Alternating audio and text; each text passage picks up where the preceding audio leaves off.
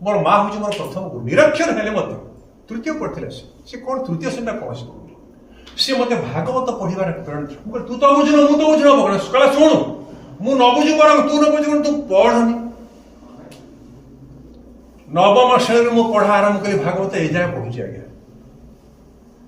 अतीतर प्रेरणा मोर माँ तृतीय श्रेणी पढ़िले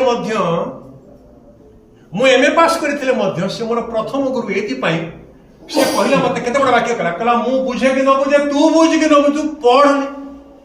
कौन अर्थ मत कहले मु जाऊँ ग्रामदेवी मंदिर को मु कौन मोर माँ सागर कथा तत्ते कहीं कहबी मु जहाँ कुछ सी जाने मु जाने शुणु गाँवली सरल अति सरल महिला अति सरल स्त्री लोकटी ये हूँ अतीतर कथा आधुनिक सी जी अतीत को स्वीकार कर अंगीकार कर अतीतर किसी प्रेरणा पाइब जे अतीत हूँ मोर मार्गदर्शक अतीतर मु आसी वर्तमान अतीत को आसी आज डिसेम्बर 26 तारीख 25 नथिला 25 रु आसी 26 पुणी 26 रु जीव 27